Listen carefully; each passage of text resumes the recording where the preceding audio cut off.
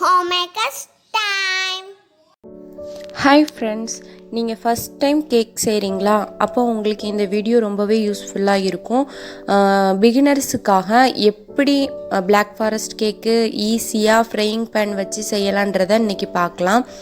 உங்களுக்கு first time செய்யும் போது ரொம்ப ஈஸியாக இருக்கணுன்றதுக்காக நான் சிங்கிள் லேயர் தான் சொல்லி கொடுத்துருக்கேன்.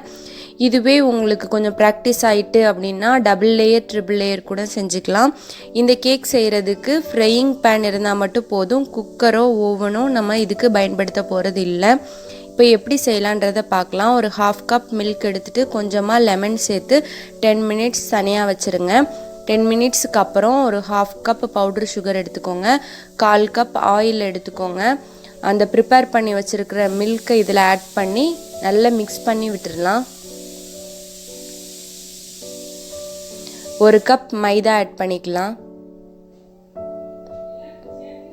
2 ஸ்பூன் கொக்கோ பவுடர் ஆட் பண்ணிக்கோங்க. Baking powder 1 spoon, baking soda 1/2 spoon add பண்ணிக்கோங்க. இது எல்லாத்தையும் நல்லா மிக்ஸ் பண்ணி விட்டுடலாம். இப்போ கேக்குக்கான மிக்ஸ் ரெடி பண்ணியாச்சு. இப்போ கொஞ்சமாக வெனிலா எசன்ஸ் சேர்த்துருக்கேன். இதை நல்லா மிக்ஸ் பண்ணி விட்டுக்கலாம்.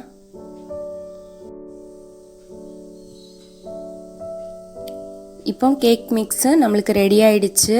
இதை ஃப்ரையிங் பேனில் ஆயில் ஸ்ப்ரெட் பண்ணி விட்டுட்டு நம்ம ரெடி பண்ணி வச்சுருக்கிற மிக்ஸை அதில் ஆட் பண்ணிவிட்டு 15 மினிட்ஸ் வேக வச்சு எடுக்க போகிறோம். தவா தோசை தவா நம்ம ஒரு கொஞ்சமாக ப்ரீ ஹீட் பண்ணிவிட்டு அதுக்கு மேலே தான் இந்த ஃப்ரையிங் பேனை நம்ம வச்சு குக் பண்ண போகிறோம்.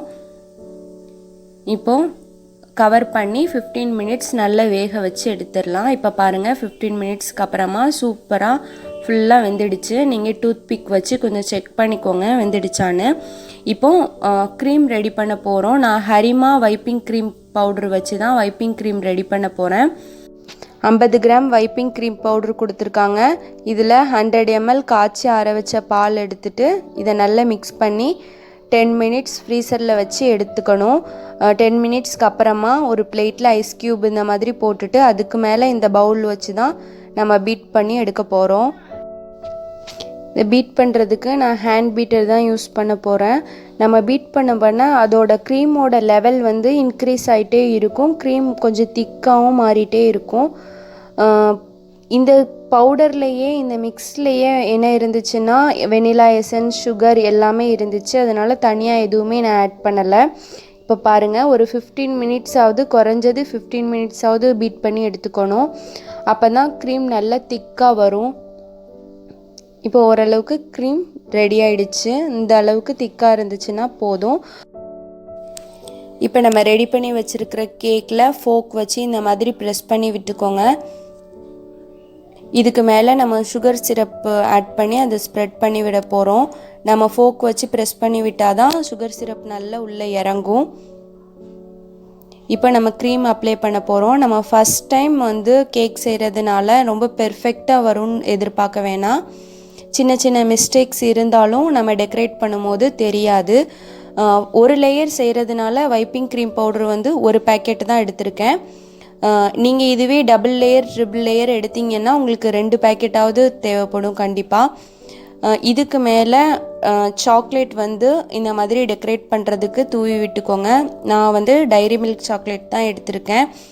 இதுக்கு நம்ம மீதி இருக்கிற அந்த வைப்பிங் க்ரீம் எல்லாம் ஒரு கோன் மாதிரி ரெடி பண்ணி டெக்கரேட் பண்ண போகிறோம். நம்மளுக்கு எப்படி தெரியுதோ அந்த மாதிரி சிம்பிளாக உங்களோட க்ரியேட்டிவ்க்கு தகுந்த மாதிரி நீங்கள் டெக்கரேட் பண்ணிக்கோங்க. இதுக்கு மேலே நீங்கள் செரி வச்சு கூட டெக்கரேட் பண்ணலாம். நான் டைரி மில்க் சாக்லேட் வச்சு தான் டெக்கரேட் பண்ணுறேன். ரொம்ப சிம்பிளான மெத்தடில் ஈஸியாக நம்ம பிளாக் ஃபாரஸ்ட் கேக் ரெடி பண்ணிட்டோம். இந்த கேக் செய்கிறதுக்கு ரொம்ப நேரம் ஆகாது, சீக்கிரமாகவே செஞ்சிடலாம். ஒரு 30 மினிட்ஸ் உங்களுக்கு ஃப்ரீ டைம்ஸ் கிடச்சிச்சின்னா அந்த டைமில் இந்த மாதிரி யூஸ்ஃபுல்லாக ஏதாவது க்ரியேட்டிவாக செஞ்சு பாருங்கள். உங்கள் குழந்தைங்களுக்கு ரொம்ப ரொம்ப பிடிக்கும். அது மட்டும் இல்லை, இது நான் சிங்கிள் லேயர் செஞ்சுருக்கேன் பிகினர்ஸ்க்காக. நீங்கள் இதே மெத்தடில் டபுள் லேயர் ட்ரிபிள் லேயர் செஞ்சு கூட அவங்களோட கிட்ஸோட பர்த்டேக்கு ஏதாவது ஃபங்க்ஷனுக்கெல்லாம் நீங்கள் ட்ரை பண்ணலாம். இந்த கேக் ரொம்ப சாஃப்டாக சூப்பராக டேஸ்ட்டாக இருந்துச்சு. கண்டிப்பாக நீங்களும் ட்ரை பண்ணுங்கள். Thank you friends. லைக் பண்ணுங்க, ஷேர் பண்ணுங்க, சப்ஸ்கிரைப் பண்ணுங்க.